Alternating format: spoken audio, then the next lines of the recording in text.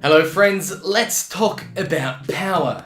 Power banks, that is. Those things that you might need in a pinch, but you're never actually carrying because you bought it once and it's been in your drawer because you never forget to charge it and you never take it with you wherever you're going. But if you manage to take it with you on your trip, you're gonna be in luck. So let's talk about buying these power banks and what to look out for when you're buying these beautiful life-saving devices, because that's what they really are. In a pinch, it can really save your phone in an emergency, or when you just need that extra power to watch that extra episode of Parks and Recreations on the plane, which it did for me. So guys, I've got two types of power banks. One is a 10,000 milliamp battery sized one from China called Romos, and another one that I bought at PLE called Virova.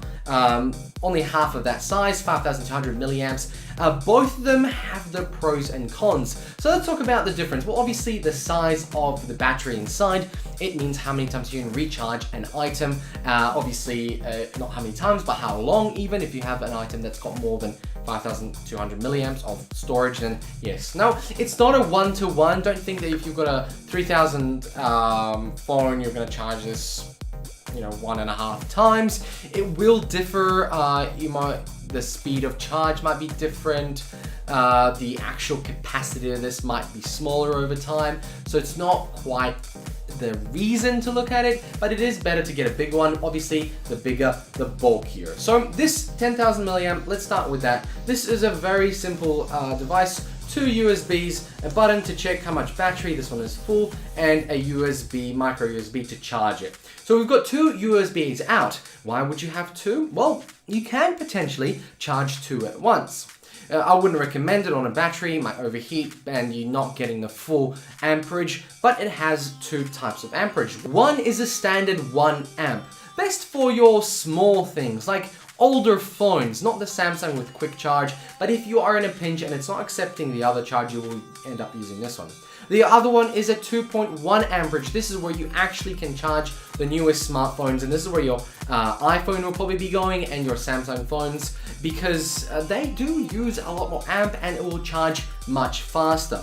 So this was my original one that I used. I even bought one for my dad for Christmas. He loves it, it's great, it's large, it has a lot of battery power and it charges the Samsung phones, that's what we have unfortunately, and it charges them very quickly and you can get about 2-3 charges off a full one of this, of a full phone, like from 0 to 100, like 2 or 3. So that's fantastic. I tested this out on my trip when I was in Europe and I got 2.5 charges on one.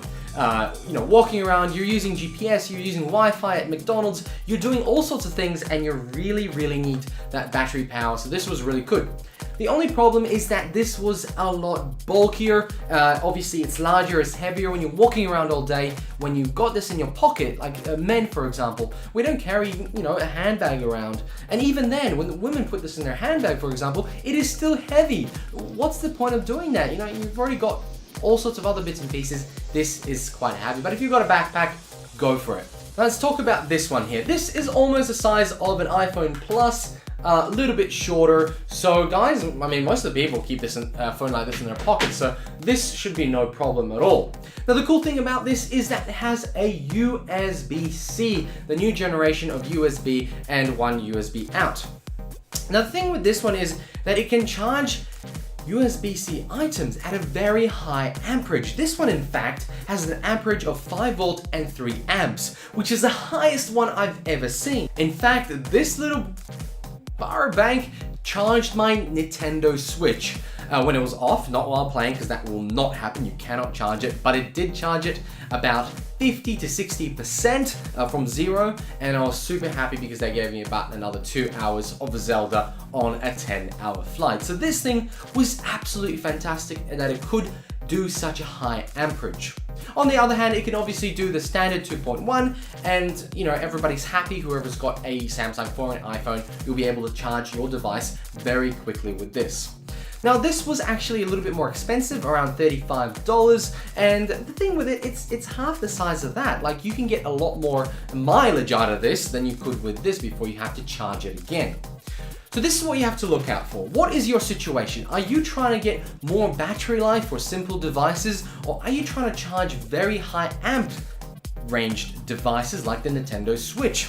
Or do you want to just a super quick charge? Because this one here will charge your phone super quickly, especially the Samsung S8 with its quick charge technology, and obviously S7, you'll be able to charge your phone very quickly with this one. Unfortunately with this one, the 2.1 amps will charge it relatively quickly. You could almost call it quick charge. I mean, technically speaking, 2.1 amps is quick charge, but the 3 amps, you're really pushing it out. And look, I'll make another video about batteries and talking about how long they last, but these guys will last very long, and as long as you charge it fully and also deflate it fully or use it up fully, you're not going to have any problems. The life cycle of these are pretty good. And the final thing is build quality. What to look out for? Look, this is metal. It's quite robust. It is light, and again, as I said, it feels pretty good in the hand, and you can put it in your pocket quite easily. This is plastic. Look, a drop could quite potentially hurt this, and it is a battery, so you don't want anything happening to it. So it's something to look out for. So in my view, my recommendation is actually to get one like this. If you're ever traveling, is really the only time you need it. Long travels, this is very useful, and it will charge all your devices except all those high amp devices, which technically speaking isn't a bad thing. If you are thinking about using this I think is something you should carry in your handbag or in your pocket or in your car if you don't have a car charger. Something that you can just grab out at a pinch, put it in your back pocket, and have the cable just run to another pocket. And you'll be able to charge your device. In fact, I had both my phone, this is not my phone, but I'll tell you a story about that one day, and had it like this in my pocket, and it was charging perfectly. And that's the thing, convenience and storage and size. I mean, two things that you have to decide on, but it's something to look out for. Guys, thank you very much for watching. I hope this little discussion has helped you a little bit when looking for power banks. I'd love to buy multiple power banks and compare them, but there are so many brands, there are so many weird brands, and they're always disappearing, and there's a new one coming around the corner.